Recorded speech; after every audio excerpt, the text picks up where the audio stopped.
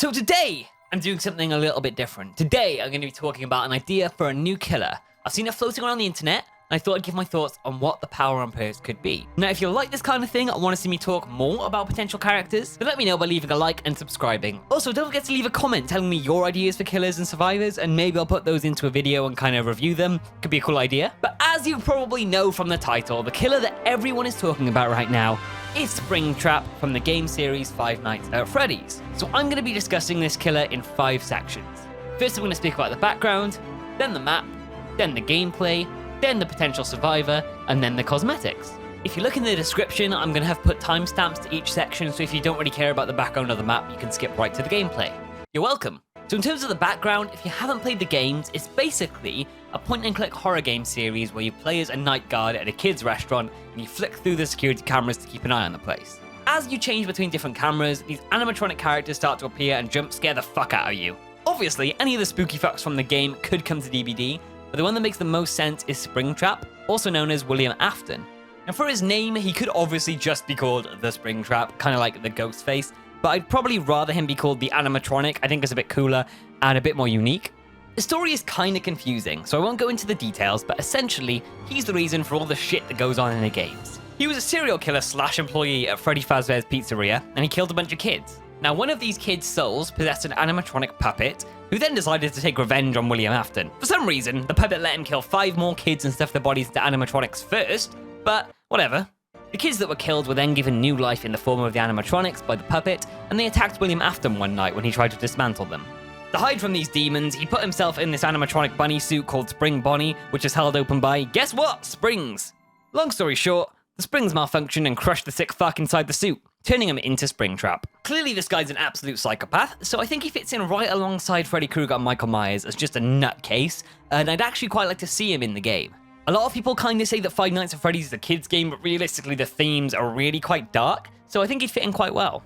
For a map, it's pretty obvious that you'd do Freddy Fazbear's Pizzeria, and probably the surrounding area, kind of like how Springwood works, where you've got the main building, and then you've got a car park and maybe some houses outside. I think that would probably make sense. There's a few really cool locations from even just the first game that you could put in.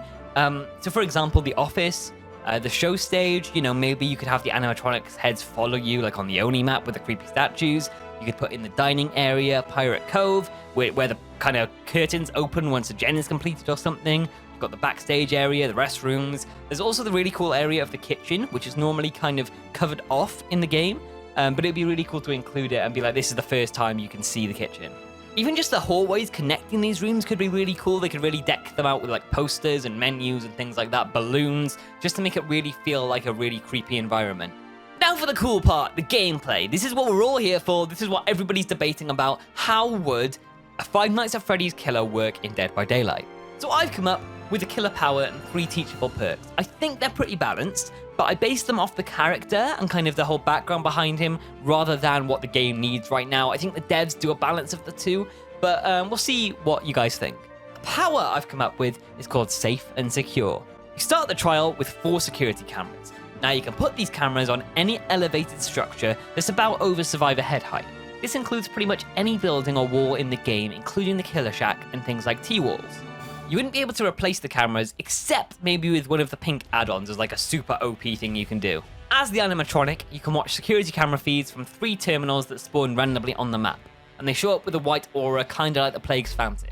You can switch between these cameras to keep an eye on the locations you've chosen. The real kind of key to this power is that Springtrap can teleport to any camera they've placed. You charge the power for a little bit, and then when you arrive at the area, you gain the undetectable status effect for 10 seconds. That means you've got no terror radius or red stain, and you can sneak up on survivors.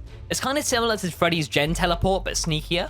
I think it's balanced by the fact that you can only teleport from a terminal, and you can't change the camera location without an add-on. I also thought that as an added kind of cool mechanic, the survivors could temporarily hack the cameras and terminals for 30 seconds, but the killer would get a sound notification when they do that. Your add-ons could do things like add more cameras and terminals, reduce the charge of the teleport. You could even increase the time it takes to hack a camera or terminal. There's basically tons of things you could do with it. Now, as a killer without much range, he'd probably have to be standard speed and would probably have a reduced terror radius of maybe 24 meters for the power to make sense. As a game, Five Nights at Freddy's is really suspenseful and purely about the jump scares, so I'd really love to bring that into Dead by Daylight. I feel like people aren't scared of DBD anymore, so I think this would be a good opportunity. In terms of perks, the teachables for the animatronic would be Help Wanted, Special Delivery, and Safe Room. Now, Help Wanted is a generator perk, where you gain a 10% speed boost to kicking gens, breaking pallets, picking up, and hooking survivors for each survivor that's working on a gen cooperatively. That means that if there's 3 people working on a gen, you get a 30% speed boost to all those things. You'd also gain a 5% reduction to attack cooldowns, both missed and successful, for each of those survivors. I think it's pretty fair. It's like a better version of Fire Up, and it's a pretty solid counter to gen rushing.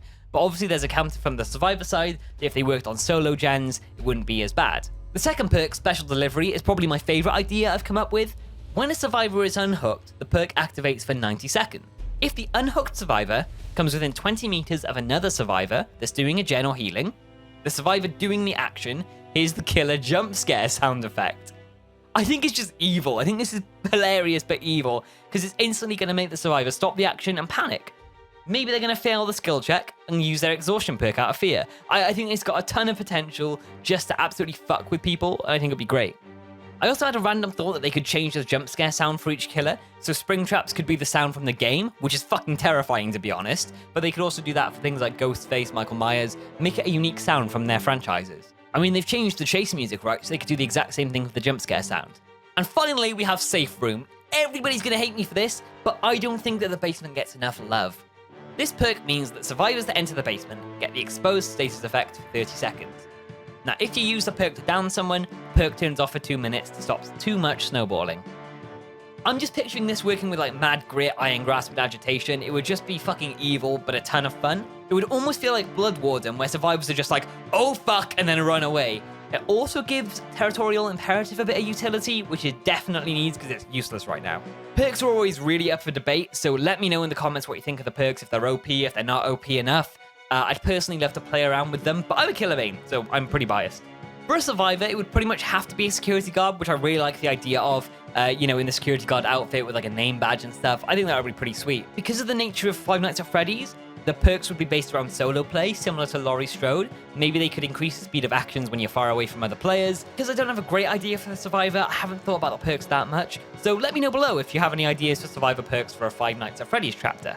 When I say go to the comments and say shit, be nice to each other, please. Don't call each other idiots and shit. I know that happens a lot on YouTube, so let's be nice, please. Now, here are cosmetics, which is a really cool part, because ever since Behavior put in these legendary sets where they change the character completely, I've been thinking of cool things they can do. And this is just a perfect opportunity. You could have all the animatronics. Freddy, Bonnie, Chica, Foxy. Maybe as a limited time or more expensive skin, you could have Golden Freddy as well. I think they'd sell a lot of these cosmetics, to be honest. And then you could have basic ones that could add maybe some more damaged versions of Springtrap, with more of the suit broken off and the horrific stuff underneath showing maybe. Either way, I'm sure they'd have a ton of stuff they could do. But that's it for this video. If you liked it, please leave a like and subscribe if you want to see more. Suggestions are always welcome, and I really appreciate all the kind words you guys have been leaving in my comment section for all the other videos. But that's all from me today, and I'll see you in the next one. Bye!